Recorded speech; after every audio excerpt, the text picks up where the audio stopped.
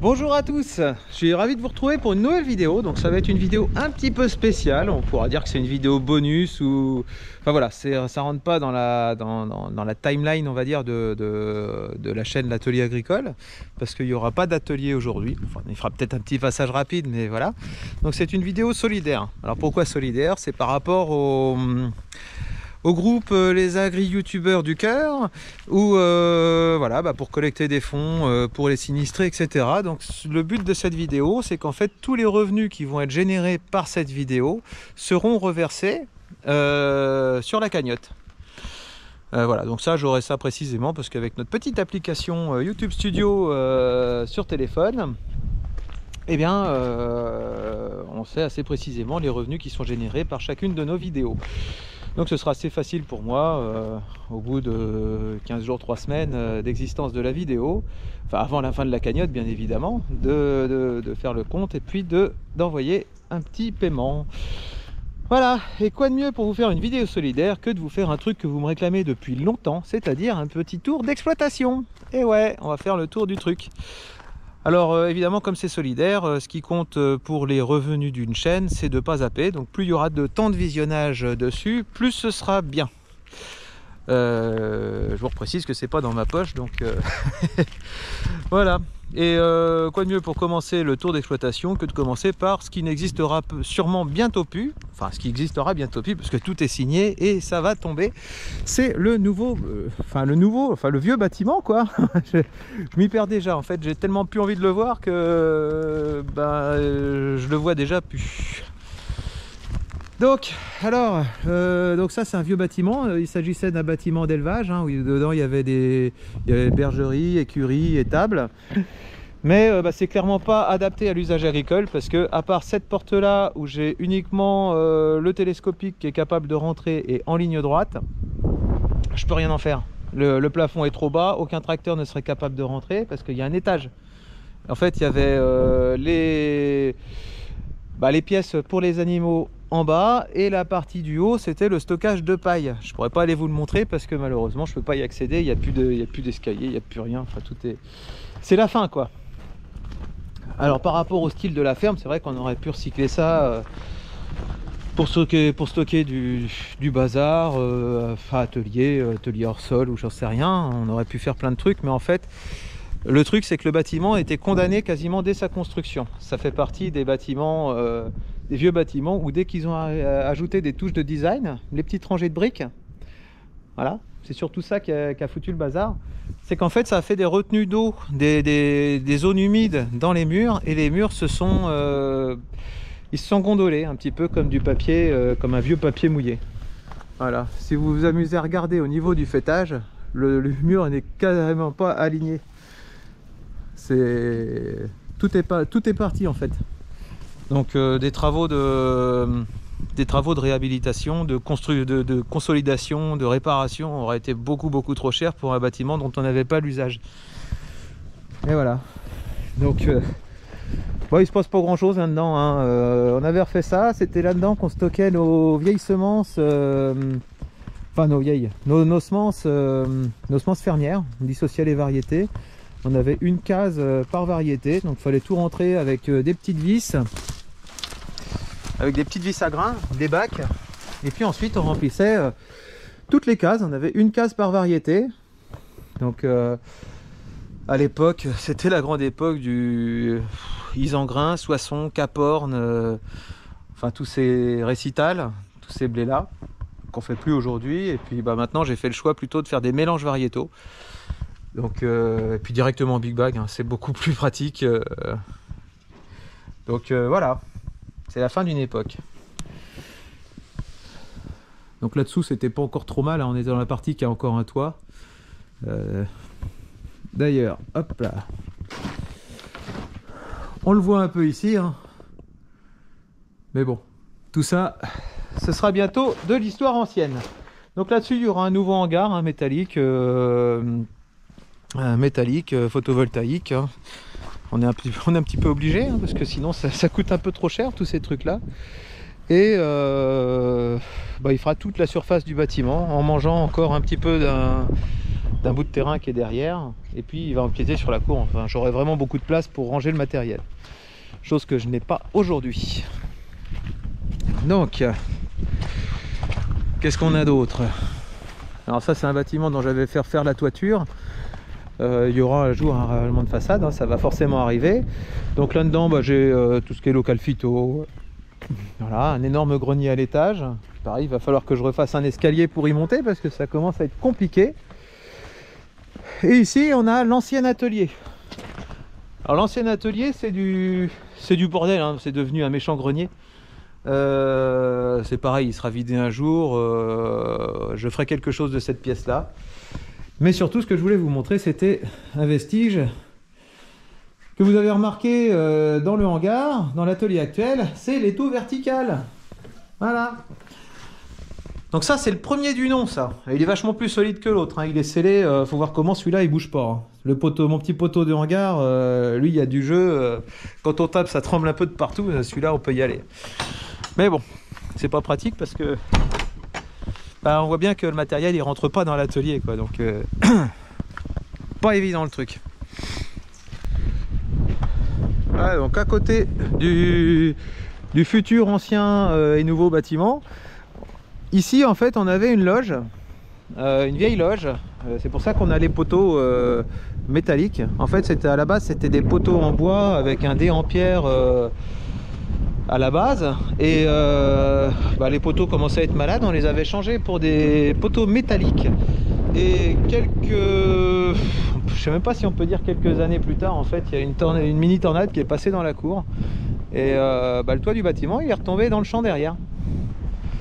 Donc bon, c'était un peu con quand même, parce que pour ranger du matos, le bâtiment était pas très compliqué et il était quand même drôlement pratique.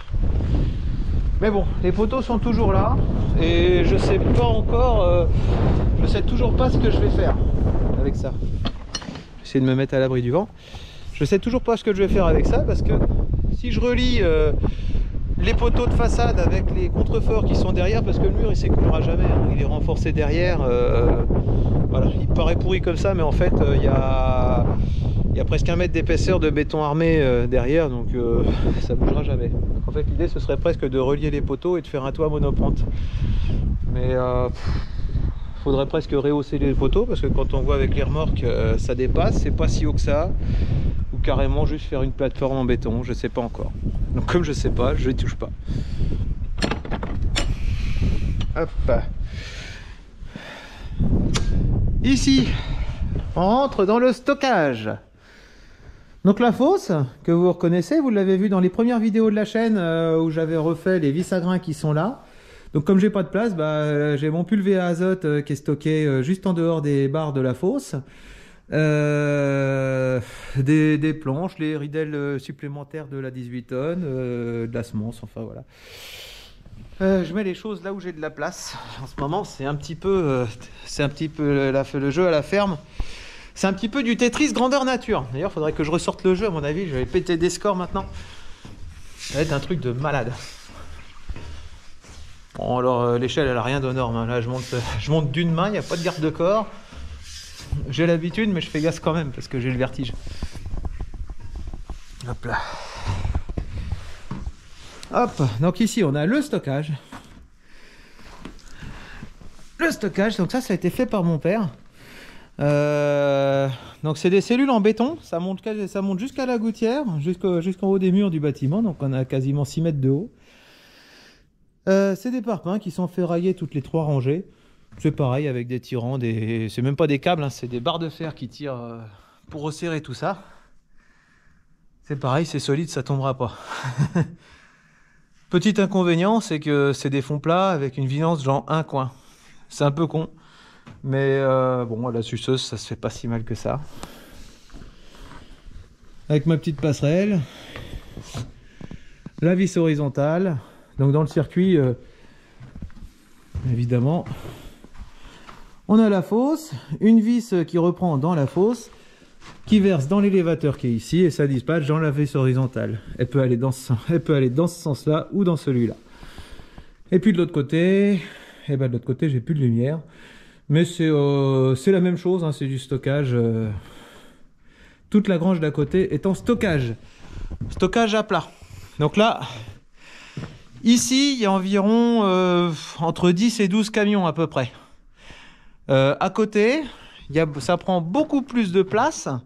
Mais par contre, c'est pas renforcé, rien du tout. Donc c'est juste du stockage à plat en grange. Quand je mets 9 voire 10 camions, c'est grand max. Parce que, attention les murs, hein, c'est que de la pierre. Faudrait pas que ça s'écarte. Si ma toiture toute neuve, elle se met à tomber au milieu, ça va être assez embêtant. Bon, on va essayer de redescendre, mais pas plus vite que la musique. Bon, c'est de l'échelle, on pourrait danser dessus, hein, ça tient ça. Voilà. Elle tient avec un poteau qui est scellé dans le mur, donc là on a un ferraillage. C'est pris directement dans le ferraillage du mur en parpaing. Là on a un tout petit tirant, la barre qui est juste derrière, voilà, ici. Donc voilà, la charge est bien reportée. Comme je dis, ça pètera jamais ça. Hop. Bah, un hangar que je vous présente plus, hein. Donc l'atelier, voilà. Donc là, voilà, on a pas mal de boîtes de phares. J'ai changé tous les phares du Dutz. Je vais vous intégrer des photos si j'y arrive, si je les récupère.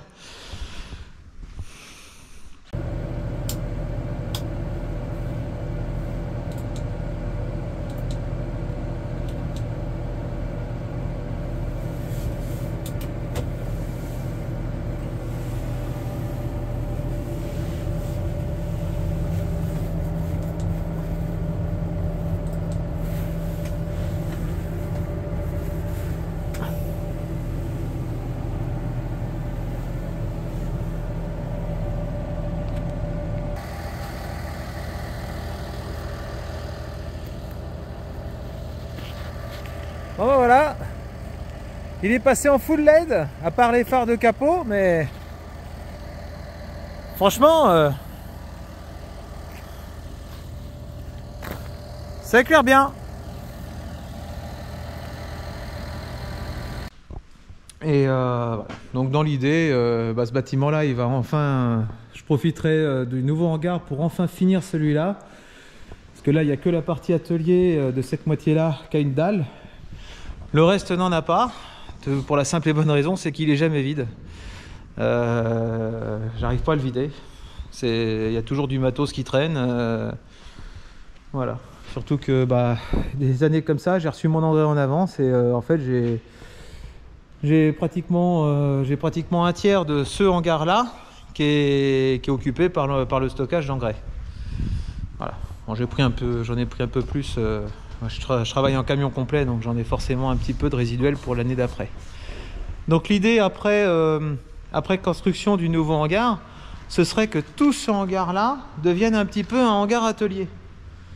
Avec un petit peu comme chez Jean-Loup, bande découpe et tout ça. Enfin voilà, que je puisse faire, parce que l'atelier est très bien, mais on peut faire encore mieux. Et j'aimerais bien faire mieux. Hop, donc ça c'est le premier hangar qui avait été construit. On le voit à la toiture en fait. Celui où il y a l'atelier, c'est du bac acier anti-condensation, et celui-là c'est du fibro. C'est du fibro qui n'est pas amianté, hein. C'est du fibro après des années 90, et le fabricant de hangars à l'époque avait déjà arrêté l'amiante, heureusement. Voilà. Donc avec le projet de nouveau hangar, en fait, on va démolir on va retirer toute la toiture de ce hangar-là. Tout va passer en photovoltaïque. Et puis pareil sur l'autre, comme il est déjà en bac acier, en fait, on va juste retirer les translucides pour mettre le bac acier, pour mettre le panneau solaire. On ne met pas de panneau solaire sur des translucides. C'est comme ça. Voilà. Et ici, je stocke du matériel. Alors, il y a un petit peu de place, mais il manque un tracteur. Il y a Lucas qui est en train de broyer avec le McCormick. Donc c'est sa place ici là. Et puis devant j'ai les cases à blé, le tampon, hein. Donc j'ai à peu près 3-4 camions de tampons. Je fais revenir de l'autre bâtiment avec la suceuse et je remplis les camions avec la pesée embarquée du télescopique. Je vous l'avais montré dans une vidéo précédente, je sais plus laquelle. Et puis bah, la case à colza à côté. Donc dans l'idée, c'est de dégager le colza le plus tôt possible pour récupérer la cellule pour garer du matériel.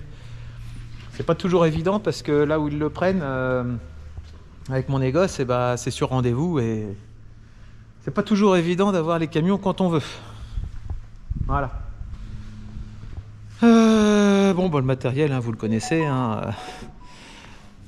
Vous le connaissez ce tracteur-là, hein. Avec ses belles jantes. Bon, bah, tout est sale, hein. Les semis sont pas finis. On va peut-être avoir une semaine sans flotte, donc j'espère que ça va pouvoir marcher. Hein, bon. On verra bien. Donc voilà pour les deux hangars. Et puis bah, qu'est-ce qu'on a d'autre? Ah si, on a le pré derrière la ferme. Hop, on va aller voir ça, où je gare mes tuyaux d'irrigation et le matériel d'irrigation. Donc là, le matériel d'irrigation, c'est temporaire. Je vous en parle ici parce que là-bas, va y avoir du vent et je suis pas sûr du rendu. En fait, les enrouleurs, c'est temporaire. Hein. C'est parce que là, comme il y avait la tempête l'autre jour qui s'annonçait, j'avais peur que le bâtiment de derrière s'écroule. Et comme les enrouleurs étaient garés le long, je me suis dépêché de les vider. Je vous l'avais mis en vidéo pour les déplacer et les mettre à l'abri dans le pré.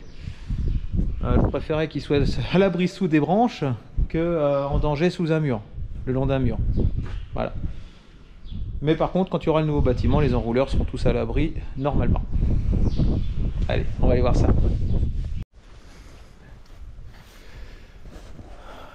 Nous voilà dans le pré. Donc le pré, il est sur le côté de la ferme. Hein.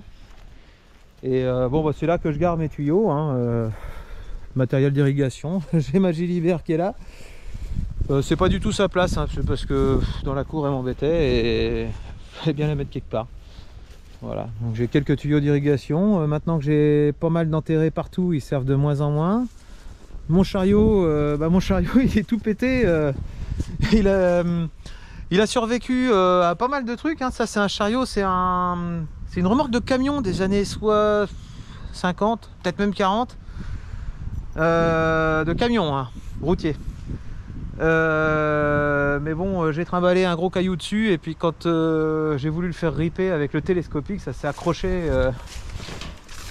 ça s'est accroché dans le longeron d'extérieur et il a pas aimé le machin, donc voilà, c'est pareil. Et puis le réparer, c'est pas possible. En dessous, tous les longerons sont à moitié pétés, je suis en train de perdre la tourelle, enfin voilà, je sais qu'il est malade, donc il va sûrement y arriver des misères, un de ces quatre.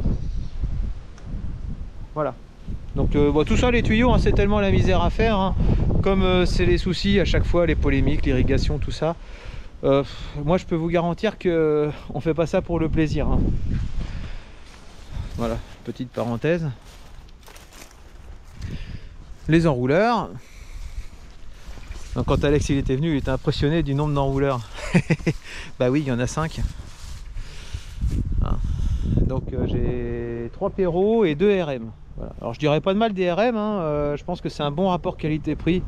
Mais franchement, quand on peut avoir des vieux Perrault comme ça, il n'y a rien de mieux. Enfin moi je préfère largement ces vieux machins là que les nouveaux. Et en plus celui qu'Alex il avait pas vu, c'est celui-là, hein, parce qu'il y en a même 6. Hein.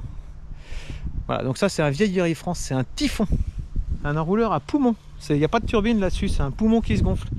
Pour ceux qui connaissent, c'est presque exactement les mêmes poumons d'air que sur les ponts avant des Valtra. Voilà, je pense que c'est à peu près les mêmes dimensions.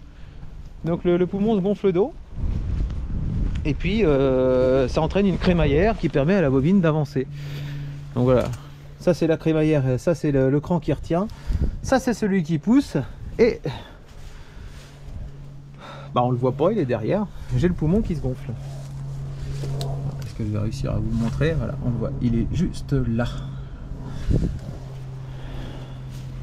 Voilà, il y avait de l'idée, c'était un très bon enrouleur. Mais bon, il fait que 250 mètres et c'est un enrouleur à changer 2 fois par jour, ça. Donc déjà une fois, c'est chiant. Voilà, on voit le système de poumon qui est là-bas. Et je pense... ouais, on pourrait presque parier que c'est les mêmes dimensions. Hein. Bon, voilà.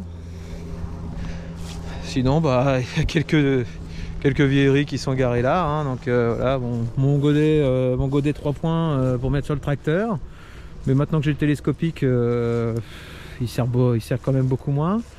La moitié du CLC qui est garé là, ça c'est les rouleaux arrière et les disques niveleurs que j'ai garé parce que à cette époque là on n'a pas l'utilité, puis du coup on aurait bien démonté ça pour rien parce que le CLC il est pas sorti, il s'est mis à pleuvoir et je crois bien qu'on a perdu du temps à faire ça.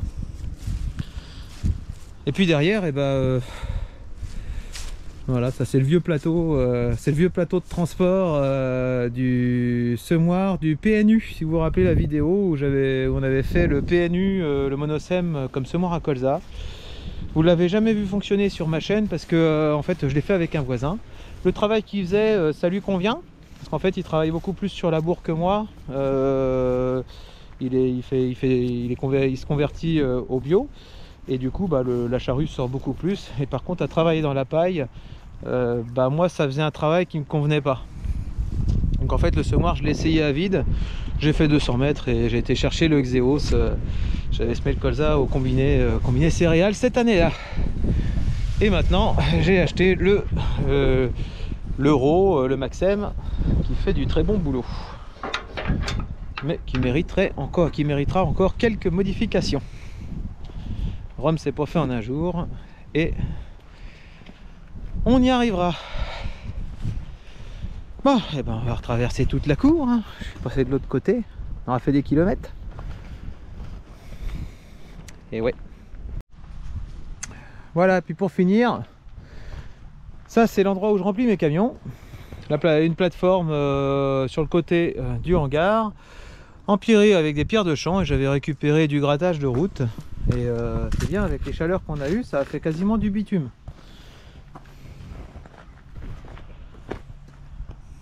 Voilà. Et par contre j'en fais pas grand chose, hein, parce que c'est à l'abri des regards et tout, et si je mets des trucs là dedans, je me les fais piquer parce que le terrain il a beau être privé, il est pas clôturé, et je sais pas, j'ai l'impression que dans la tête de certains, si c'est entretenu mais pas clôturé, ça veut dire si on laisse un truc là dedans, c'est brocante, tout doit disparaître, voilà. Donc je laisse des trucs qui s'emmènent pas facilement, donc des chômeurs de 6 mètres. Il a beau être tout neuf, même le Dutz il a du mal à le soulever, donc voilà, ça s'emmènera, ça partira pas dans un camion de, ça partira pas au cul d'un camion de ferraille, hein. C'est un petit peu sûrement comme ma remorque de ferraille qui était garée juste là, voilà, et que j'ai jamais retrouvé, hein. Mais bon, ça me fait chier, c'est comme ça. Bon, heureusement qu'il y a des voleurs, hein. Bien qu'ils vivent ces gens-là. Bon, du coup,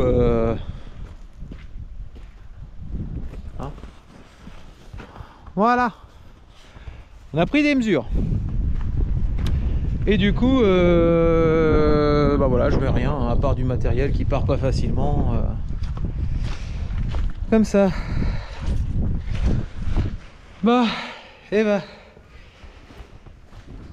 Voilà pour le tour de l'exploitation. Donc voilà, je me suis dit que autant depuis le temps que vous me le réclamiez, voilà, autant s'en servir comme il y avait une certaine attente pour en faire une vidéo solidaire. Voilà, vous n'aurez pas manqué le petit logo des agri-youtubeurs du cœur. Qui est là, ou là, je sais rien. Je sais pas où je le mettrai. Et voilà. Donc pour répondre à certains commentaires qui ont repéré dans certaines vues de mes vidéos qu'il se serait passé éventuellement quelque chose sur mon exploitation il y a quelques années, aux alentours des années 60, hein, fin des années 60.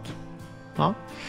Donc oui, j'ai toujours dit qu'en réponse à des commentaires, mais voilà, oui, il y a eu un film qui a été tourné ici. Le film, c'est Alexandre le Bienheureux, qui était à l'époque avec un beau casting, hein. Il y avait Philippe Noiret, Jean Carmet, Pierre Richard, Marlène Jobert. Enfin, en gros, c'était les Avengers de l'époque, quoi. Et voilà.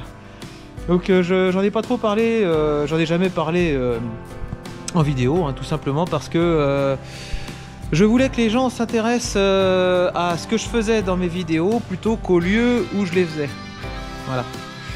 Mais bon, bah maintenant, ça, dans les commentaires, il y en a de plus en plus qui ont repéré ça. Et puis, ça commence à plus être un mystère. Voilà. Puis bon, ça commence à faire un petit moment que la chaîne existe.